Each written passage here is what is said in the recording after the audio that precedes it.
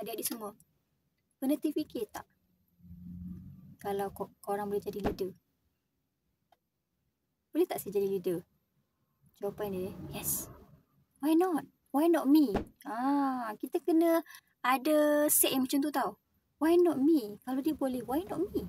Saya pun boleh. Sebenarnya semua orang boleh jadi leader. Tapi kita kena jadi leader pada diri kita sendiri. Kalau diri kita sendiri pun kita tak boleh nak jadi leader, macam mana kita nak jadi leader untuk orang lain? Betul?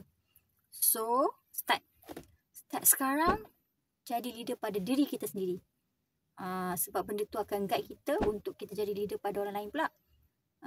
Jadi leader pada anak-anak kita, jadi leader pada family kita. Dia sebenarnya leader ni ada untuk apa sebenarnya? Dia ada adalah untuk memimpin orang lain. Sebab tu kita perlukan leader. Dia bukan dalam satu jangka masa tertentu, betul tak? Leader ni akan sentiasa ada, position dia akan sentiasa ada. Manager, supervisor, HOD, semua ni ialah leader, betul? Manager dia kena manage orang. Kenapa kita perlukan leader? Sebab dia memang tiap-tiap hari dia perlu manage orang. Sebab kerja dia ialah untuk jadi leader. Sebab kalau tak ada leader, orang bawah dia tak tahu nak ke mana. So kita sekarang mungkin kita jadi orang yang biasa. It's okay. Kita kena start daripada bawah, betul tak? Cuma kita kena ada mindset kita kena ada kita punya goal untuk naik satu tangga ke satu tangga. Orang staff biasa, jadi assistant, jadi leader. Seronok sebenarnya jadi leader. Walaupun dia kadang-kadang mencabar tau. Sebab leader ni dia kebanyakannya kena settle masalah orang. Kena banyak berfikir, dia kena banyak buat setting up, planning, macam mana nak ni, macam mana nak tu. Tapi sebenarnya dia best tau.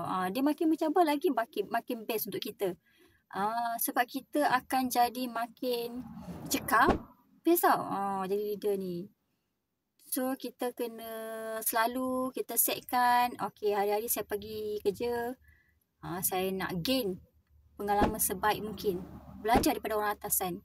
Macam mana nak handle orang bawah ni, macam mana kita nak manage diorang, macam mana kita nak guide diorang. InsyaAllah satu hari anda akan jadi leader. Semua orang boleh jadi leader. Pegang tu. Semua orang boleh jadi leader. Anda juga boleh jadi leader. Okay? Hari-hari setkan. Saya pergi kerja hari ni, saya nak perform, saya nak buat kerja betul-betul, saya nak kurangkan mistake sebab saya nak jadi leader.